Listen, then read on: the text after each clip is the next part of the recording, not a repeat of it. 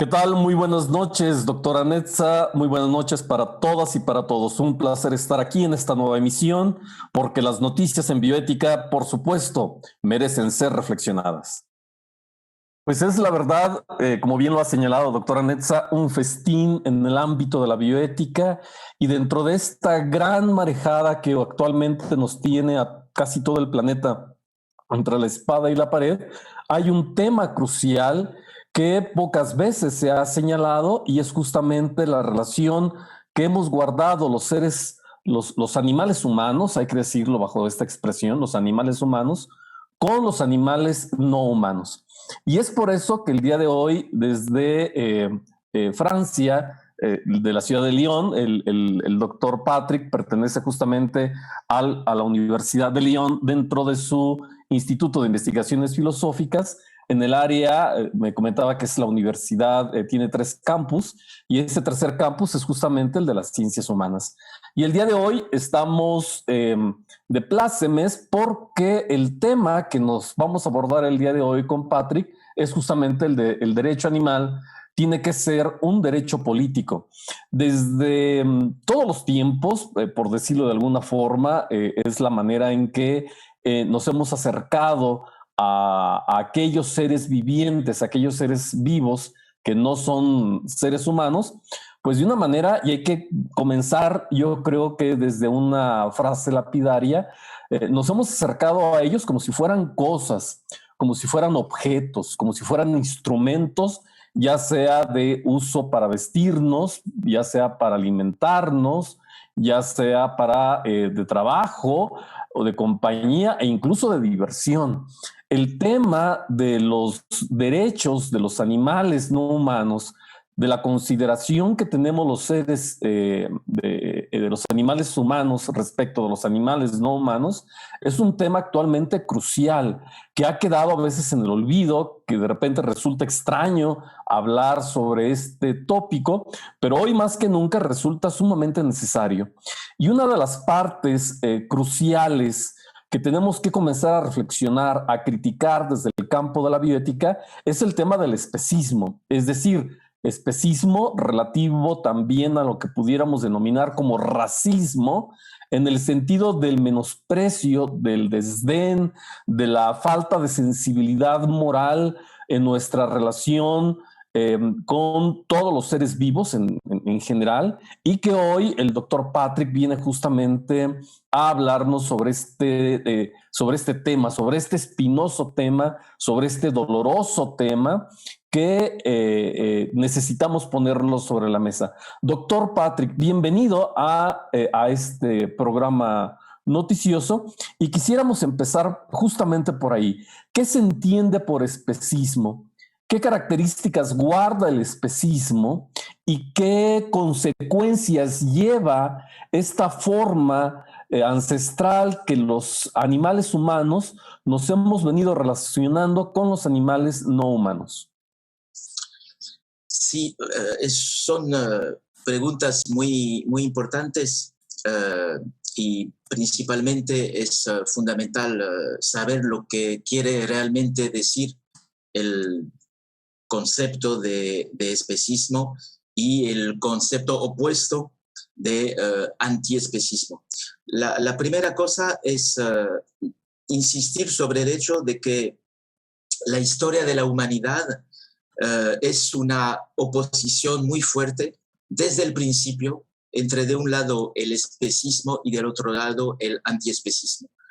Sería falso decir que esa toma de conciencia de la humanidad hacia la alteridad animal es algo reciente, contemporáneo. No, desde el principio hubo siempre, en todos los campos del saber, desde la filosofía hasta la política, pasando por la cultura, hasta por la ciencia, siempre la humanidad se ha dividido entre los especistas que consideran que la humanidad tiene algo de propio que no es la animalidad, que es otra cosa que constituye la identidad propia de la humanidad. Vamos a preguntarnos durante ese encuentro lo que para los especistas hace el propio o lo propio de la humanidad. Y del otro lado, desde el principio hubo antiespecistas que consideraron y que seguirán considerando que en realidad no existe algo de propio a la humanidad y lo que existe más bien es una relaciones no basadas sobre la diferencia, pero basadas sobre una evolución, una transformación, pero que no representan obstáculos para establecer relaciones entre los unos y los otros. Y la segunda respuesta, para ser breve y para que tengamos un diálogo, la segunda respuesta a esa excelente pregunta es que en realidad existen muchísimos otros términos para describir a la vez el especismo y el antiespecismo, lo repito, desde la historia de la humanidad y la historia del lenguaje humano. Por ejemplo, el término que explica perfectamente bien lo que es el especismo siempre se llamó el antropocentrismo. Y como la palabra lo indica, el antropocentrismo es el hecho de que el hombre constituye el centro a partir del cual pues toda la realidad se va a pensar, va a tomar sentido, etcétera, etcétera. Y la palabra opuesta a antropocentrismo pues se podría proponer como ejemplo la idea de que en realidad no hay una superioridad del humano sobre el animal, hay como una igualdad principalmente de tipo biológico y de tipo moral. Pero insisto, el especismo, que es una palabra que nace en los años 1970 del siglo XX, el especismo es solamente la última palabra de una confrontación que quizás hace la historia humana entre los antropocéntricos, es decir, los especistas, para utilizar esa palabra sinónima, y los antiespecistas, que son, yo diría, relativistas en el sentido filosófico del término. Es decir, que es una muy, muy vieja historia, pero que ha entrado en una fase totalmente nueva sobre la que podremos hablar. Claro, y aquí hay un punto central que quisiera tocar a partir de lo que nos comenta doctor Patrick, y es justamente que cuando hablamos de seres humanos, nos estamos autorrefiriendo justamente, como bien lo señalas, como si fuésemos el centro del universo, como si el planeta y todos sus seres vivos estuvieran a nuestra completa disposición, y del otro lado, la alteridad, el otro, es decir, el otro que no es un ser humano, aquellos que son animales, están sobre una situación de total desventaja. El problema aquí es mayúsculo, sobre todo cuando acuñamos palabras como la de humanismo. Y cuando hablamos de humanismo, pareciera ser que es un término noble, que es un término bondadoso. Muchas personas dicen, es que yo soy humanista, la política debe ser humanista, los derechos humanos son el centro, el eje del humanismo, cuando la verdad es que el humanismo ha menospreciado históricamente a aquellos que no son seres humanos. Es decir, utilizamos términos como animal justamente para hacer sinónimos de desprecio, ¿no? La bestialidad, la animalidad, este es un animal, esta persona es irracional, es decir, todo aquello que es irracional, todo aquello que no es humano, cae en el menosprecio. Y nos enfrentamos ante una cruel realidad desde la extinción completa de especies de animales hasta el sufrimiento que se realiza de manera directa para que las personas aplaudan, como son las corridas de toros o las peleas de gallos en el caso de México, o las peleas de perros, entre una serie de prácticas que hay que decirlo con todas sus palabras, criminales, totalmente inhumanas, que no se le ve lo humano por ningún lado, y que el concepto de humanismo tendría que ser reinventado, voltear hacia el otro lado y comenzar a deconstruir, usted es un especialista en Derrida, por supuesto, comenzar a pensar de manera diferente qué significa y qué implicaciones tiene cuando yo digo que soy humanista. Doctor Patrick.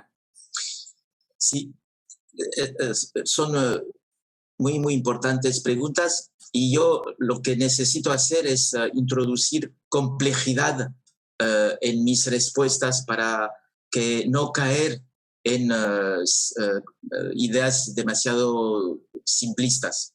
En realidad, el enemigo del especismo, es decir, ese sentimiento de superioridad de la humanidad sobre la animalidad, el enemigo del especismo no es el humanismo. Lo que digo puede sorprender, pero es muy simple en realidad lo que intento decir. En realidad, el humanismo contiene también, históricamente y filosóficamente, contiene también varias formas de antiespecismo.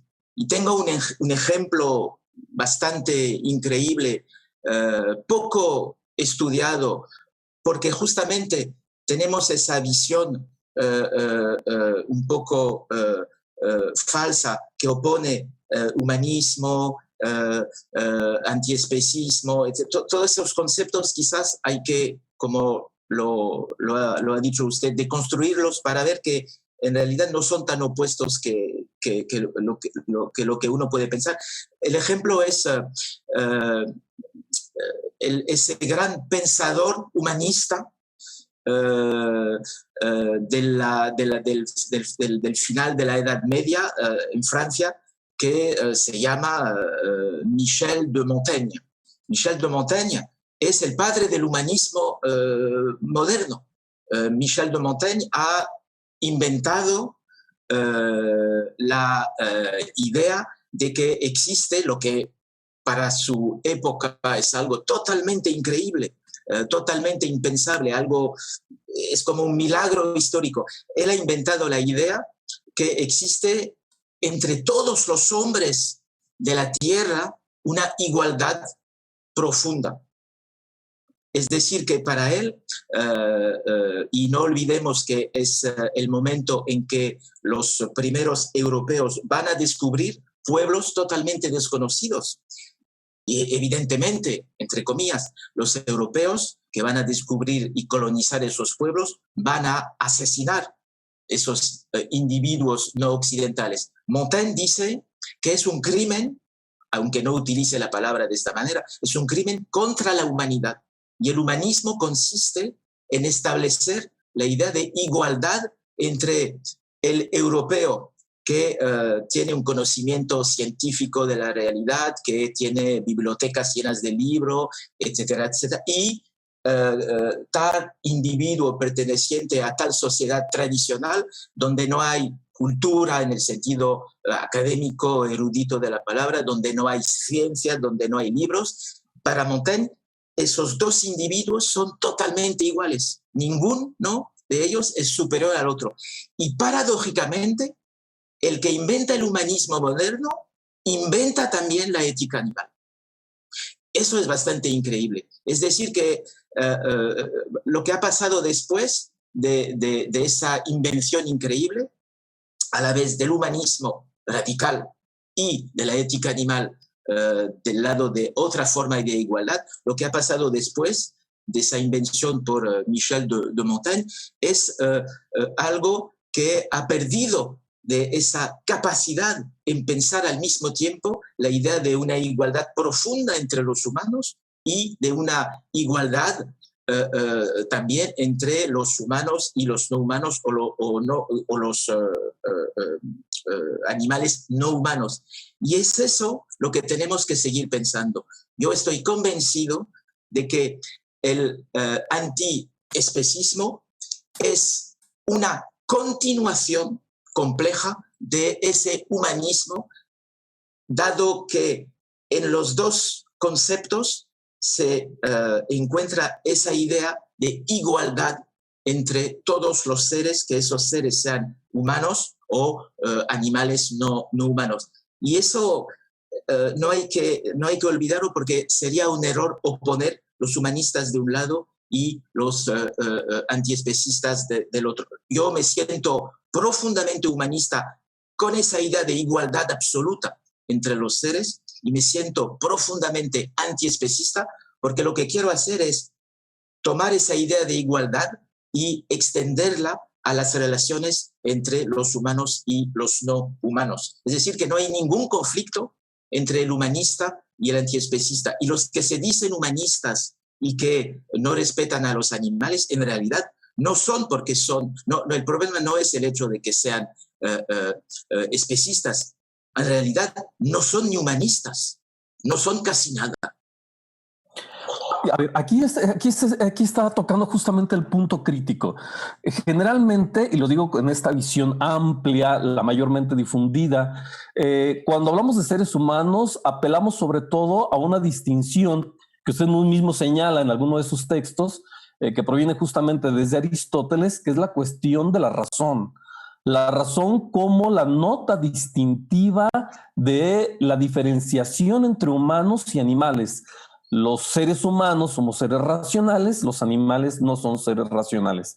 Por tanto, los únicos que tenemos la capacidad moral, la capacidad jurídica y la capacidad política, pues somos aquellos que podemos dar cuenta, que podemos dar razones sobre nuestro actuar, y dejamos totalmente en una situación de mera sensibilidad, de mera capacidad de sentir afecciones al terreno de los animales.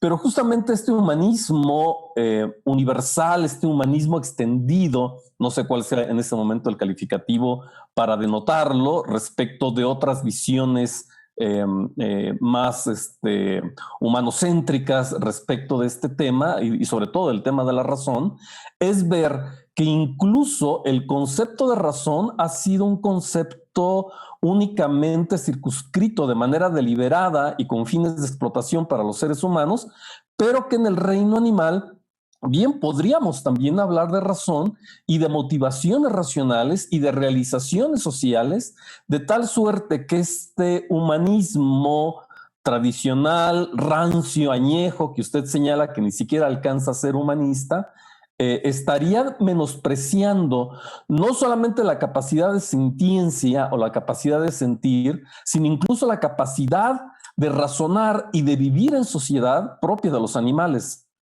Profesor. Sí, eso es otro tema muy complejo en realidad, y como lo he dicho antes, creo que existe en cada pensador desde la antigüedad hasta ahora. Y si existe esa tensión en un mismo pensador, creo que existe esa tensión en cada humano en realidad. ¿Cuál es esa tensión?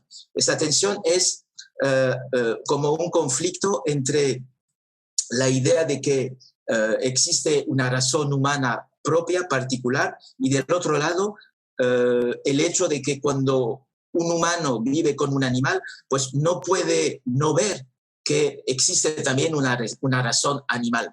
Y en realidad, si volvemos a Aristóteles, que representa un evento muy importante, no solamente en el campo de la filosofía, sino en el campo de la historia humana. Si volvemos a Aristóteles, Aristóteles no dice que los animales no disponen de la razón. Dice él que los animales disponen de una razón práctica, una razón concreta, una razón basada en la sensibilidad. Y efectivamente, la razón que ellos no poseen, que los animales no poseen, pues es una razón de tipo lógico, de tipo matemático, de tipo muy particular. Y en este sentido, el problema es que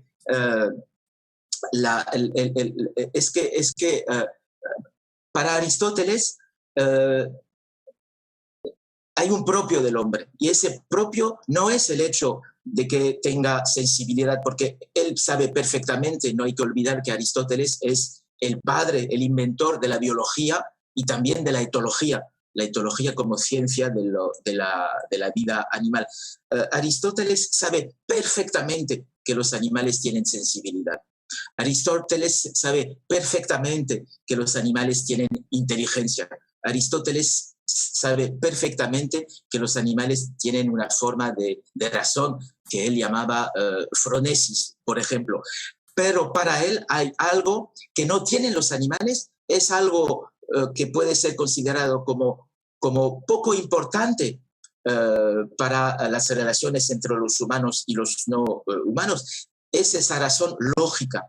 ¿Por qué para Aristóteles es importante esa razón lógica? Y creo que así entramos poco a poco en el problema fundamental del especismo y del antiespecismo. Esa razón lógica particular que hace lo propio del hombre para Aristóteles, que se llama racionalidad teórica, pues es lo que permite al hombre justamente producir valores y con esos valores hacer política. Y es eso la diferencia fundamental entre los especistas griegos como Aristóteles, pero abiertos, y los antiespecistas griegos, que podré nombrar después. La diferencia no es entre si tienen razón o no, si saben, son capaces de pensar sobre ellos mismos en relación con el mundo. No es eso. La única diferencia, y eso hace la actualidad del tema, es para Aristóteles que los animales no humanos no pueden hacer política entre ellos. En el mundo de la animalidad no hay política posible, hay solamente relaciones de poder. Y la idea antiespecista fundamental, y es una apuesta teórica, intelectual, social, cultural. La apuesta es en realidad pensar que se puede extender esa idea de política no al mundo animal como tal, porque sería otro error del antiespecismo pensar que hay relaciones políticas entre los animales. La mayoría de los animales, por ejemplo, salvajes, no viven en sociedades políticas. Sería peligroso utilizar el concepto de política para analizar lo que son las culturas animales que se basan profundamente en relaciones de poder. Pero la idea es que a partir del momento en que estamos en relación con esos animales, que sean animales domésticos o animales salvajes, la idea es poco a poco no proyectar nuestras ideas políticas para establecer nuevas relaciones con ellos, pero tomar en cuenta el punto de vista de esos animales y poco a poco intentar intercambios políticos, pero tomando en cuenta la idea de diferencia. Y eso creo que se puede ir a buscar ideas nuevas para establecer esas relaciones en Aristóteles, ya que ha hablado mucho, ya, como lo he dicho, de la razón práctica, de la fronesis, pero limpiando, entre comillas, su pensamiento de esa idea de lo propio del hombre, porque creo que es eso el fondo del problema. A partir del momento en que uno piensa que hay un propio en el hombre, pues las relaciones que va a mantener con animales serán relaciones más de poder que de colaboración. Y tenemos que dejar, creo, esa idea de poder con los animales para intentar relaciones políticas nuevas. Y paradójicamente Aristóteles permite ese tipo de relación si deconstruyemos algunos elementos del lado de la racionalidad teórica de su propio pensamiento. Todo eso para subrayar una vez más que no hay nunca que oponer de manera demasiado radical los especistas y los antiespecistas. No, hay relaciones entre ellos, hay comunicación entre el pensamiento y mi trabajo consiste a ver de qué manera algunos pensadores especistas pueden ayudar a otros pensadores antiespecistas a, por ejemplo, crear sociedades donde haya formas de políticas que unan esos dos tipos de individuos humanos y no humanos. Hay que introducir más complejidad en la cuestión animal por una razón simple, porque hasta ahora, en el 2020, el antiespecismo está totalmente excluido de nuestra sociedad. Pero es en gran parte, lo que voy a decir me va a hacer muchos enemigos, no del lado de los especistas, pero paradójicamente del lado de los antiespecistas. Paradójicamente son los antiespecistas que oponen francamente esos dos mundos. Y creo que hay que presentar el antiespecismo como ese nuevo campo de saber abierto a todas las formas de pensamiento y hasta poder ir a buscar en un pensamiento como el de Aristóteles, que es especista en el sentido de que considera que hay un propio del hombre, hay que buscar en esos pensamientos ideas nuevas para pensar relaciones de igualdad, de consideración entre humanos y no humanos. Y el antiespecismo hasta ahora, desgraciadamente, ha opuesto de manera un poco absurda y peligrosa, lo que explica que hoy la palabra antiespecista tiene una connotación que queda muy negativa y no ha realmente entrado en la sociedad, solamente en algunas partes de las élites, en algunos sectores sociales, pero muy, muy marginales. Y nuestro deber ahora es hacer entrar el antiespecismo en muchas partes de la sociedad, hasta, y es posible, creo, lo he experimentado, hasta en el campo, en formas de vida campesina, etcétera, etcétera. De acuerdo. Y aquí entramos en la fase ya conclusiva, si nos va permitiendo, doctor, profesor, y es justamente cuáles serían las salidas, sobre todo en un momento de la historia humana en donde nuestra relación con los animales no humanos han puesto en jaque a todo el planeta. Evidentemente esta zoonosis, que es producto de la pandemia, la manera en cómo nos hemos relacionado de una manera totalmente vertical con el mundo de animales no humanos, pues nos tiene francamente comprometidos. Contamos hoy en la actualidad, en apariencia, con mucho desarrollo tecnológico y científico, pero no hemos podido dar ese salto como pensadores, como humanidad, como humanistas, de estar entrelazando los distintos factores, los distintos medios, las distintas áreas que hoy parecen totalmente inconexas. Se habla, por ejemplo, también de ecofeminismos, de ecocentrismos, de vitalismos, vaya, pero pareciera ser que cada quien va por su ruta, como que en esa confrontación que a final de cuentas no nos lleva a un buen término, a una buena comprensión de lo cual estamos ocurriendo, y que en la actualidad la propuesta central, si bien la entendí de su parte, es comenzar a hablar ahora de una forma de relacionarnos con los animales no humanos desde un terreno humanista político, y en el reconocimiento de los distintos factores que pueden intervenir y en la enorme diversidad del reino animal que hoy por hoy pues también se encuentra comprometida.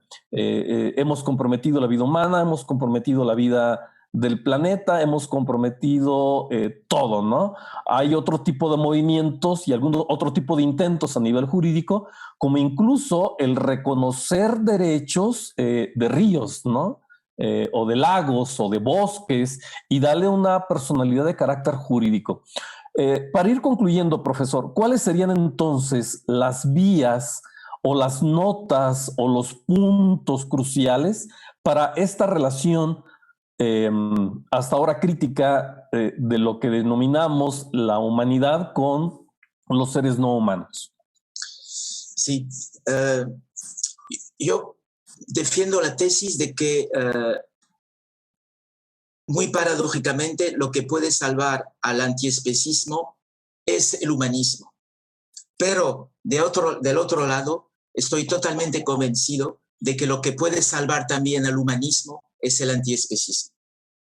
Eso son mis dos ideas fundamentales que estoy elaborando desde muchos años y que desgraciadamente han encontrado con esa crisis sanitaria una trágica actualidad. ¿Por qué? Porque ahora sabemos que esa crisis sanitaria que el mundo está viviendo se debe fundamentalmente al hecho de que los humanos y un sector particular de esa humanidad, es decir, los humanos que viven del comercio, del negocio, de lo que se llamaría el capitalismo, esos humanos particulares. Es por eso que yo no digo que es la culpa de la humanidad.